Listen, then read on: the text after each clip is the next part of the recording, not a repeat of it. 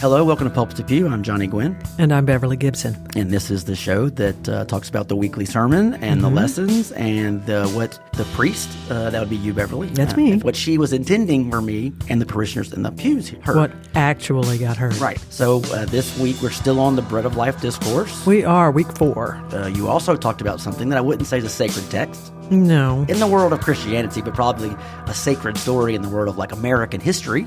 A great story. And that would be Lewis and Clark, which many, movies have been written about. I think Disney did a...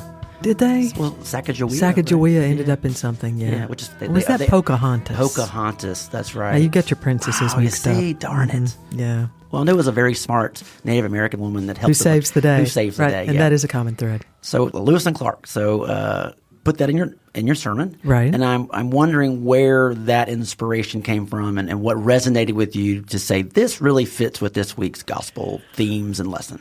Well, obviously, I was reading a book in which this story figures, and that becomes part of the sermon, and you hear me make that tie-in. So I'd been thinking about that concept, and of course the idea there is that as we live into our mission as the church, we are living out that experience of Lewis and Clark. And what is that experience? That experience of hoping for something, laying your plans based on an assumption that the future is going to be like the past, that the geography in front of you is going to somehow or other match the geography behind you, and that you can move along in the ways that everyone is accustomed to.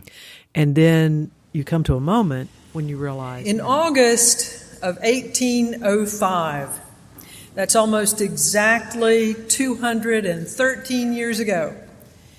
In that August, Captain Meriwether Lewis and Lieutenant William Clark led their Corps of Discovery expedition of United States Army volunteers toward the farthest boundary of the Louisiana Territory, the Continental Divide at Lemhi Pass, at the border of what is now Montana and Idaho.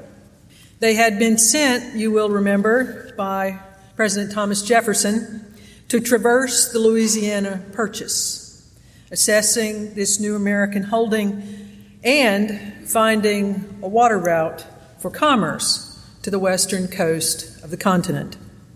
They were equipped with tools for exploration and for survival, and they were traveling in canoes.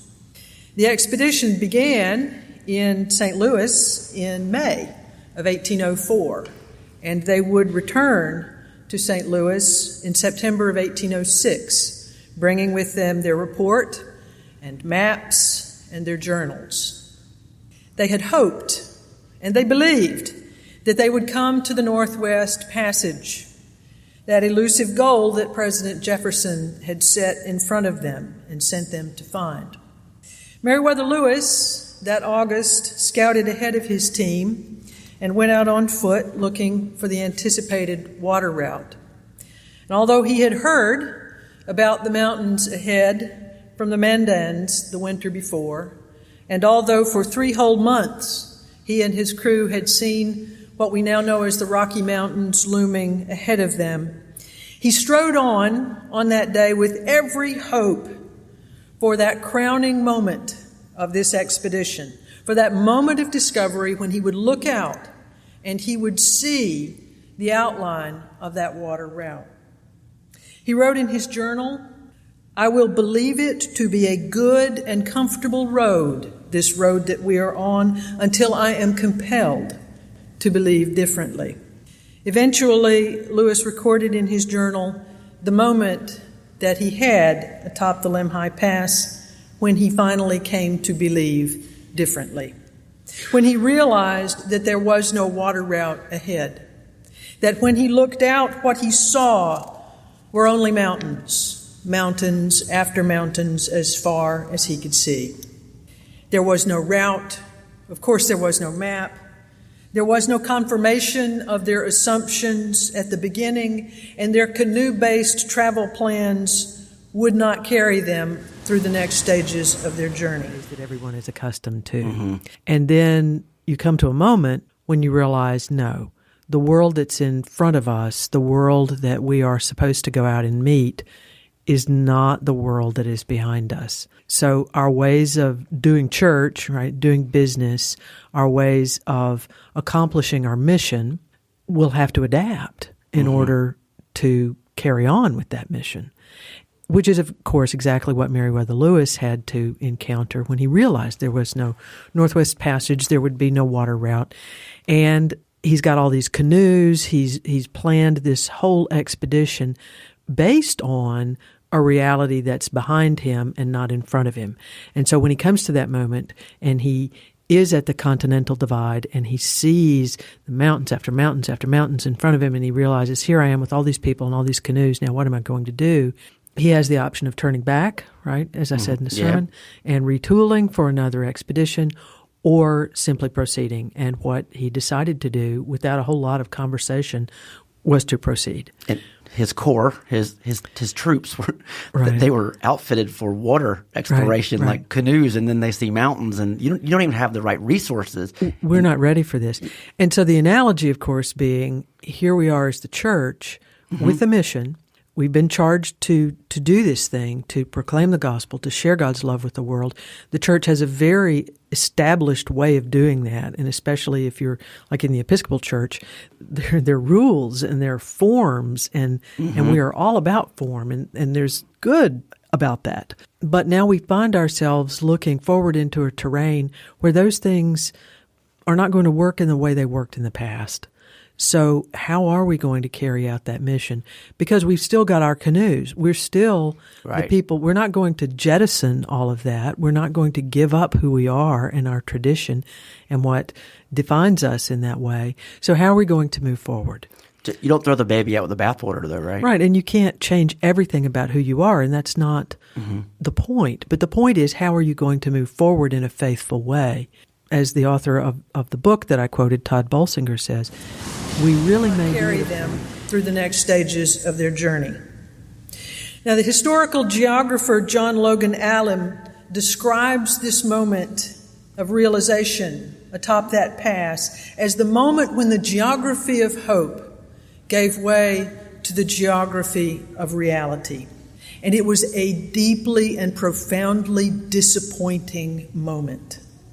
It was the moment that we sometimes now refer to as a paradigm shift, when the prevailing mental model by which we have been living and hoping and charting our future and our plan dies, when it's done, when we know that it's not going to work, and when we don't yet see what the new reality will be and how it is that we're going to move forward.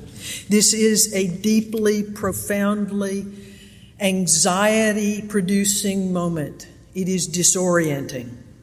And Meriwether Lewis, in that moment, could have quite understandably decided that he would lead his men back, that they would turn around and make this as their report, and that they would ask for and amass a new corps with new preparations and set out on a new route.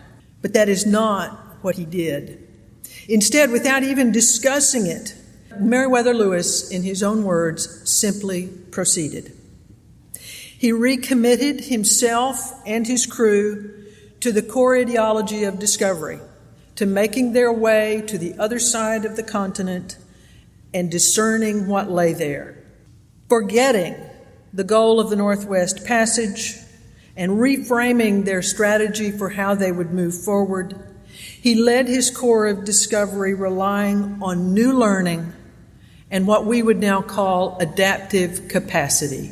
We're going to have to figure this out as we go, while remaining faithful to his mission. This aspect of the Lewis and Clark expedition has been used out in the world. What I was hoping to convey, right, leading toward with the sermon, was that need to be open and to learn. And not cling to what you've seen before, what we did before, some older idea or some prepackaged form that we think ought to work, but instead to be a community of learning and openness. That willingness to try, to say, okay, we're going to move forward, and we know that we're going to have to do some things differently, and we know sometimes we may fail. We may try something that doesn't work, but that's okay, because we're going to keep our mission in front of us, and we're going to learn about the world around us, and we're going to learn some new ways of doing the things that really matter to us. And what are some examples of when geography of hope and geography of reality hit in our life? Well, we are raised up in our educational process, or at least we were, to make plans and to set goals and to have a trajectory in terms of our career, our education, our life, our career. Yeah. I have a daughter who's 14 years old, and last year in the 8th grade, one of the things that she and her classmates did was to put together a life plan. At what age? At 14. Ooh. Which was a little intimidating. Yeah. And I'm not saying it was a bad exercise. I think it was a very good exercise. Right. But at 14, they were asked to say, who do I think I want to become, and what are the steps I have to follow in order to move myself toward that marker, which is a good exercise. And it's getting them ready for high school, which is getting them ready for college, which is But that's so much of how we live. If you look back in your own life and you think, here's the point where I realized what some of my gifts are, and when I began to make plans about what I wanted to do. Here were my hopes and my dreams for who I might become. And then life happens. Mm-hmm. And the world changes. And perhaps even that thing that you thought you wanted to do changes or goes away. Well, yeah, it's like the buggy whip company, when the car came. Right. So if you're not looking down the road, you have to, that's that pivot, that in the business world they call it pivoting. Right. And you have to be, you might not be exactly set up to be able to pivot, I mean, but you have to be a leader to say, we have the tools, we have the education, and I've got the force that we might not do it overnight, but we know over time we will still keep evolving because we can make those changes. Right. And the phrase that Bolsinger uses, and it comes out of some other leadership learning, is adaptive capacity. Adaptive capacity. Right. That it's right. Adaptive leadership and the ability to, when you encounter that difference, to, as you say, to pivot, to shift. And that involves, back to my previous point, learning something about the reality in which you find yourself, and how it is you're going to meet that. Yeah, you have to be honest with the reality. You have to take away your perceptions, because we still don't. I mean, reality is still a construct. I mean, you still want to paint. It could be the worst thing, and either you're a cynic and you look at it really, really bad, or you're the optimist and you're not really seeing how bad it is. You have to be very honest with what that reality really is. Well, and you work in the business constantly of how people make decisions about choosing a service or choosing a product, or how they use a particular technology.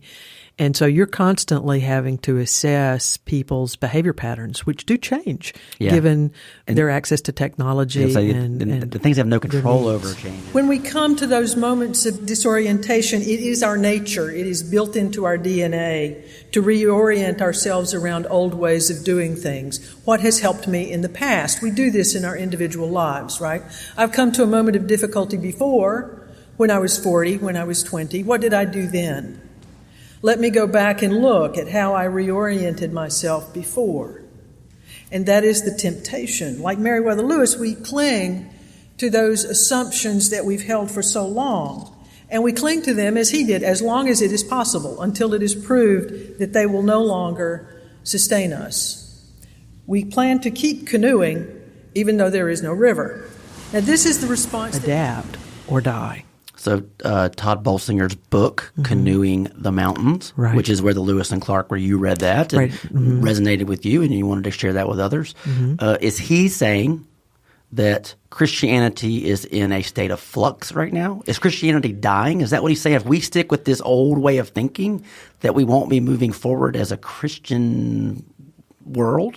He is saying that we will fail in our mission if we do not adapt the way we do things, if we don't change in our view of leadership and how the mission is accomplished. That's really his point, is about Christian leadership. As you and I observed when we were talking beforehand this morning, it also has to do not just with clergy leadership, but with lay leadership, and how people go about living their lives within the church and, of course, outside the walls of the church as well, which is where mission really happens, is out in the world. What is the mission of the church? What do you think? I think I stole it from the end of from the end of your sermon.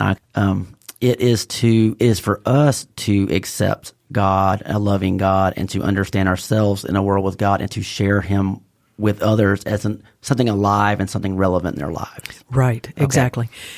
To know that we are loved and we are created with the capacity to accept that love and to offer that love to others and to present that to the world in a way that is healing and life-giving and open.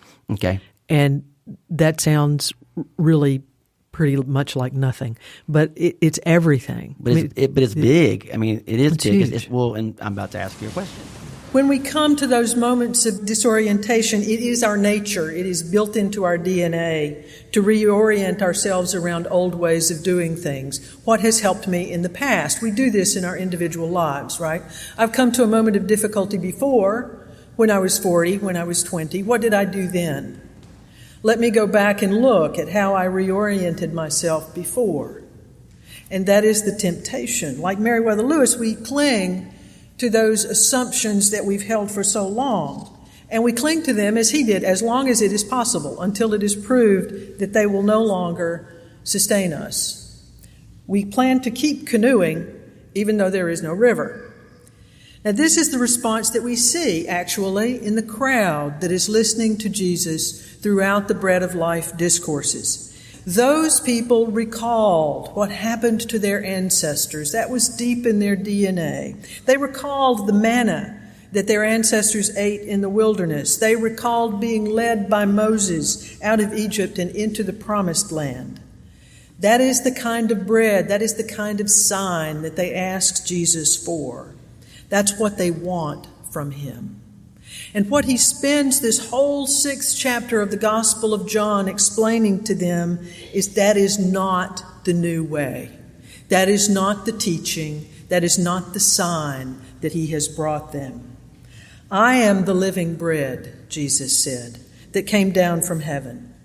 Whoever eats this bread will live forever, and the bread that I will give for the life of the world is my flesh.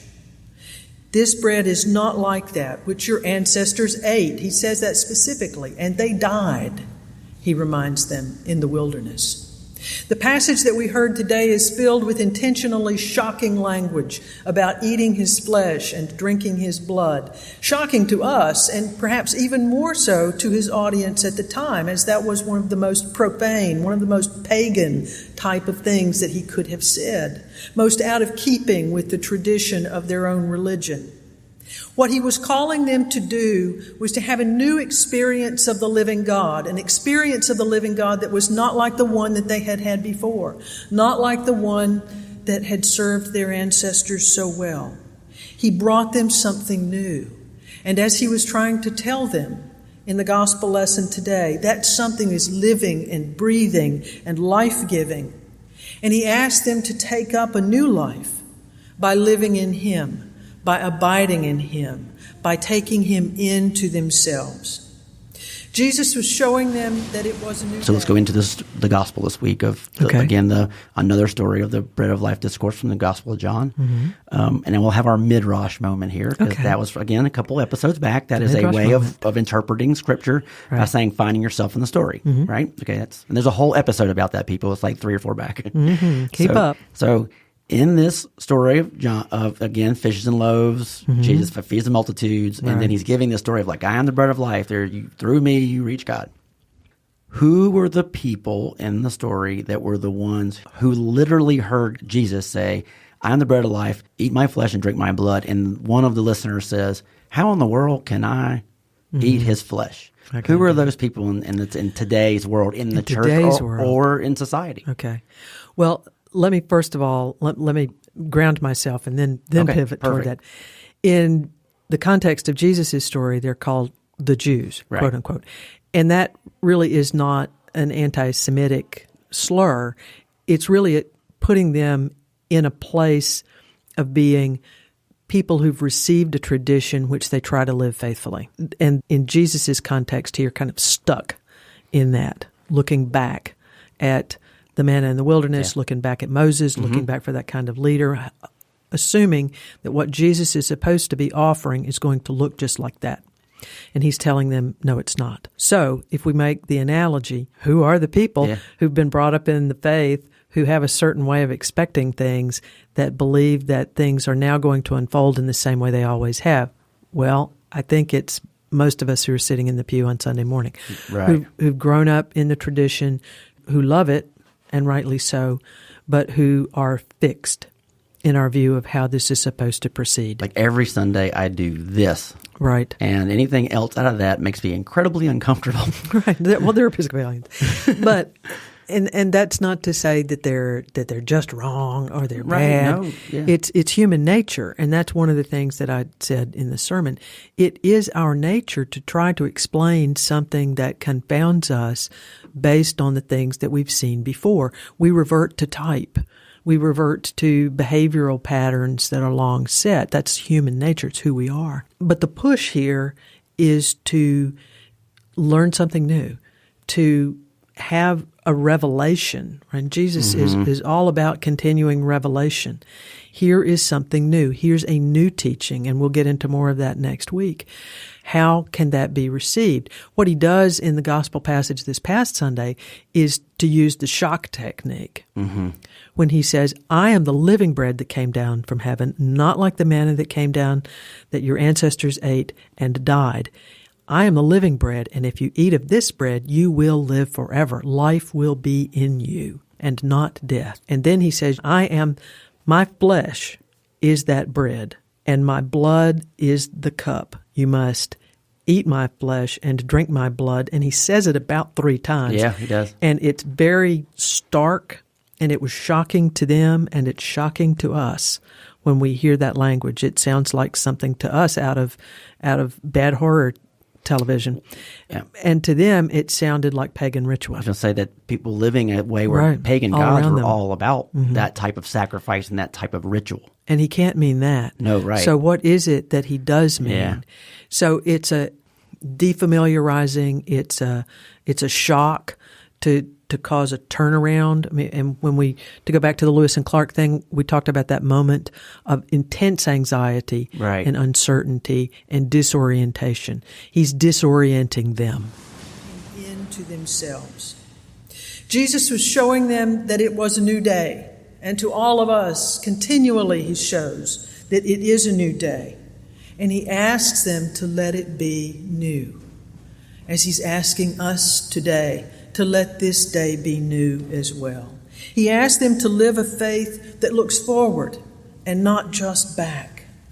He invites them and us into continually new relationship with God, into presenting a new geography of reality to those who would believe in him and abide in him.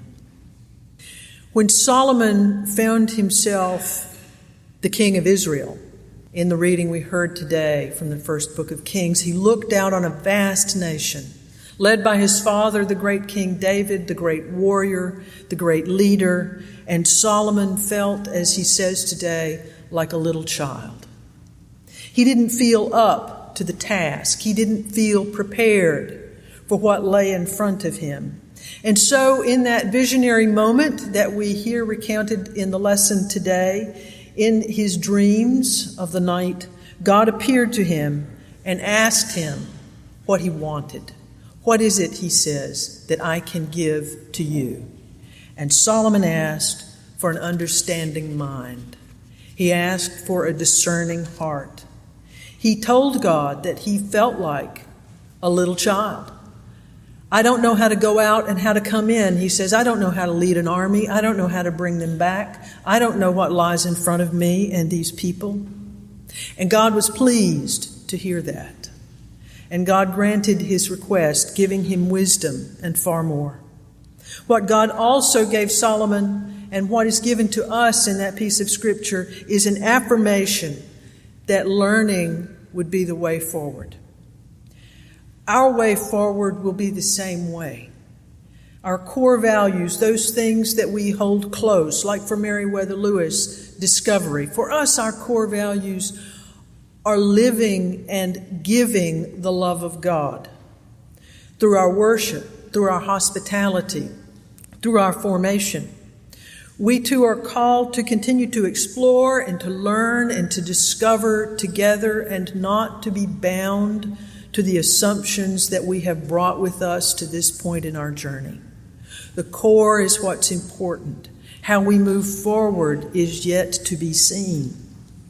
This fall... Expanse of what the things I'm saying. Right. We have a phrase that we use sometimes if you're trying to explain something to somebody and you see they're not getting it and you say, stay with me now, okay? Just follow me. Yeah. We're going to go a little bit further. Follow me along just a little bit further and we're going to get there. And that's kind of what Jesus is doing. He's saying, just follow me. Yeah. We're going somewhere with this, and we're going to get there, but you really have to not shut down. You have to follow me so that we get there. Well, that's what Lewis had to do, too, I'm sure. That's exactly. I know we're running into more and more things, and I'm confusing, and it's scary, and all these things, but yeah, we'll get to some resolution here. I know that we don't have a map, and I know this doesn't look the way that we thought it was going to look, but we are going to keep going forward, and I do know that there's something on the other side of this, and we're going to make it through this and find out what's on the other side. Let's talk about Solomon in the Old Testament reading. Mm-hmm. So God asked Solomon, "What would you like? You know, the new king, the king of Israel."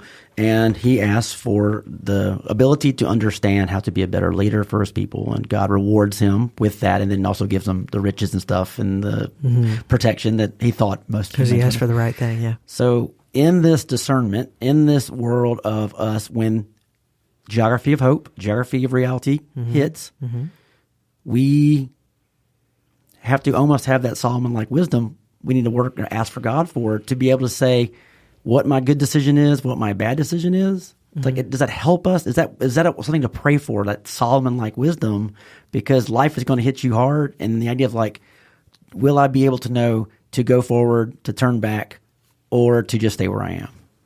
Right. Our psalm this Sunday, which we did not talk about, has as its refrain, the fear of the Lord is the beginning of wisdom. And we don't like to talk about fear of the Lord because it sounds like, for us, literally being afraid of God, which is not exactly what that means. When the Psalms, or especially the Old Testament, talk about the fear of the Lord, they mean a respect for the ways of the Lord and an openness to the mystery of his way, to be willingly taught, to wait openly for the teaching that God will bring. There's a way of seeing Solomon, whom we tend to think of, we always say wise, he's this white beard, and then, God gave him wisdom. It's like he opened his head and bang, it was in there. Maybe what Solomon is asking for is to be a good student. Okay, well, 'cause you're right there. I never imagined Solomon as a child. I only see Solomon as like on his perch there, being this, the great equal judger of all. Delivering judgment. Yeah, but when he says, I felt like a child. I'm just a little child. Kind of makes me feel good too, because it's like, man, if he had those moments, oh my goodness, that means we all feel that way. Yeah. And God's really pleased in this account of this story with Solomon's self-presentation. Because to say that I'm like a little child is to say, I don't have the experience. I don't know how to be a great leader. I don't know how to be a warrior. I am not my father David. I am someone else. But here I am, and I'm ready to learn. Give me an understanding heart and an inquiring mind. Help me to be a good learner. And that's the most you can ever hope to be, right? That's an amazing sense of awareness. Yeah, it is. You know what I'm saying? Because you're sitting in the highest court, the highest throne of the land, with God as your protector, and you still say, I don't think I know what I'm doing. That, my goodness, that is a lot of maturity. It is. And I would suggest in the present context of our world, it's profoundly countercultural, because we expect everybody to know. Especially now, right? The very false value is that it's good to have your mind made up. I know what I think. I know how things should be. Don't be a flip-flopper. I know, right. I'm absolutely convicted on this. And so there's no openness in that. There's no learning in that. And that is not the biblical model, really. if you get right down to it. Well, again, Jesus is asking everybody to open your mind, be open, and take this journey. And again, stick with me here because this is confusing and scary. And that's some pretty afterlife and everlasting life. It's a pretty big concept. Well, tax policy and all that stuff, that's not quite as big. And there's no way everyone knows all these things. Right. And it will have to reveal itself when I hope for this to happen, but the reality of it is here. But we know where we want to get, and then getting there is climbing the mountain with canoes on our back. Right. Well, and we think of faith as certainty, and it is in a way certainty. It's certainty of the love of God and of the rightness of God's ways. It doesn't mean that you've got a lockdown on exactly what the steps of those ways might be, that you got a map that says A, B, C, D, go this way, right? Like you get on your GPS, which is, by the way, not reliable either. But that's another story. Yeah. But that's not the life of faith. The life of faith is absolute conviction of God's love and God's ways, and yet an openness to how that may unfold, and a willingness to learn, to constantly bring those values of faith to where you find yourself and say, what is that teaching leading me toward that may be unexpected, that may be new, that may be a way of thinking and being and seeing the world that I have not had before? Which is incredibly interesting because when I looked up. This fall, as we move into our program year, we will begin some new initiatives, and they won't look like what we've done before. We will begin the process of discerning our way forward in our formation and in how we live our lives in community through Baptized for Life. And we'll begin that in September with a spiritual inventory that will ask us to discern who it is we are spiritually at this moment in our lives. Where have we come from? Where do we find ourselves now? And with that as our basis, to begin together to proceed without a really clear map of exactly where it is we're going, but a faithfulness to the faith that has been given to us. Which is incredibly interesting because when I looked up Lewis and Clark stuff to research for the show, they did not hit their mission of finding the waterway to the Pacific Ocean. And Lewis kept going, but the whole time they were going, they did their mapping, they did their journaling, they met hundreds of tribes, they met all these other people, they laid their claim for a new country to, on all which that was a big part of their new territory, all that stuff. And then I did not know this. This is what I didn't know. That exploration lay dormant. No one even cared about it. I think it said in Jefferson, like he made a 1 minute mention in like a cabinet meeting about this thing. These guys spent 2 years to put their lives on the line for a 1 minute presentation. And the populace didn't even know the story until 1984. Which was a museum or a historic or something to do with a museum did a retrospective of it, and then someone wrote about the journals. Right, and then the journals began to be studied, and then of course Ken Burns came along, and that helped everybody. So it's re-entered the conversation. And it's a very powerful story. I mean, it has all of the elements of myth about it in many, many ways. And as you say, their mapping and their journaling is invaluable. Even though the mission's been wrecked. Right. The main reason. And that's what I was getting to with the idea of, you could say they failed on their mission, on the mission. But again, it took 100 years or so to figure it out. But when someone looked at all of the treasure, all of the positive things they created, it was like we returned something back that was so different and new and so important for other things moving forward. Even though what was hoped for, of course, was a commerce route that could be exploited almost immediately. And that did not happen. And it's almost as though when that did not happen, it's like, well, forget the rest of this. Even though there's this treasure trove of other stuff that will yield great fruit. If we translate that back into what we're saying about the church and about faithful living for individuals, then we say, okay, if the measures of the success of our mission have been how many people are in the pews on Sunday, what is our budget, what are we doing with this? What are we doing with that? If those are the measures, if your average Sunday attendance is your measure of success, I don't know. Well, it's telling you that people are responding to something. So it's not without meaning. Right. But the measure of our success is unavailable to us. We can't know it. We can't see it. And the unfolding of the gospel and the furthering of our mission is not susceptible to measure. Right. And teaching is very much the same. Jesus asks his listeners in this gospel lesson today to choose life, to choose to have life in you, he says. Eat this bread, drink of my blood, that you may have life in you and not die, as your ancestors did in the wilderness. He asked them in following him to commit themselves constantly to a new way and to being renewed through him. And that is our prayer for the time ahead of us as well. Amen. Our options are different, our thoughts are different, but our core direction is the same. So the decision that's being made, we are going in the right direction. All those things were listened to, and it all was part of the equation. That's when things are really working, when you can do that. But a strong leader, a strong anchor, has to be the one that makes all of that make any sense. Right. And there has to be some commitment to the core of the vision, and there has to be some real agreement about the appropriate use of resources, what we have, what we can reasonably count on, and how we devote those things to particular ends in order to accomplish that mission. And that core, a beacon in the storm or beacon on the ocean, is Jesus saying, there's one God, I'm his son, the way to him is through me. And then all this other stuff we can talk about. But if you get that, we're moving in the right path. And we might butt heads a little bit, but the idea is those are the things that we are working on. Right. And the idea is it might take a week, it might take a year, it might take a millennia. But the idea is I want to be open to the suggestion of what I'm telling you.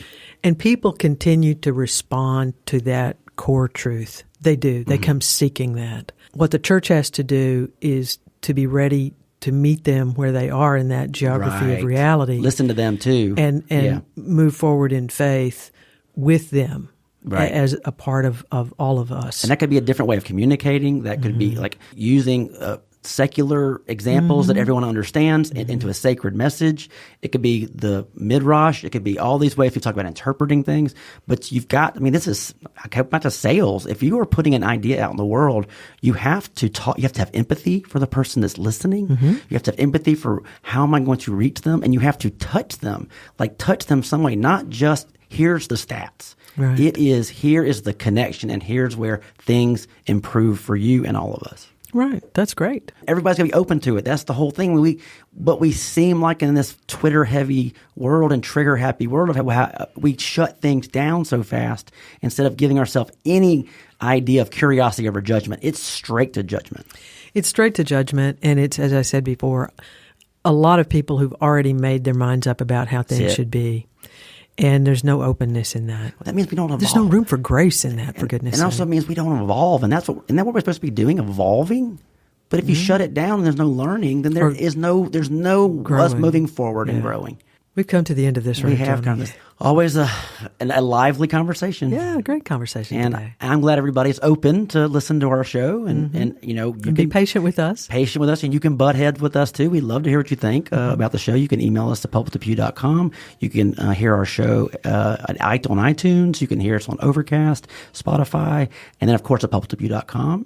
I'll email it to you if you email me at johnny@johnnywynn.com. Wow, okay. So you can also find it on the Christchurch website. Christchurch? What's the whole website for that now? Oh, wow. Yeah, I know. Christchurch Cathedral Mobile. That's right. .org. Or just go to Google and just put in Christchurch Cathedral Mobile. You'll find it. It'll come to you. And then we also have Pulpit to Pew on YouTube on that channel as well. So they're videos, but they're not really videos. They're our audio with the graphic in the back. Good. So thanks, everybody, for listening. And I'm Johnny Wynn. I'm Beverly Gibson. And Beverly will end on your final word. Amen. If you'd like to know more about Beverly Gibson and Christchurch Cathedral, please visit christchurchcathedralmobile.org. There you'll find information on the church, Reverend Beverly Gibson's recorded sermons, and sermon notes.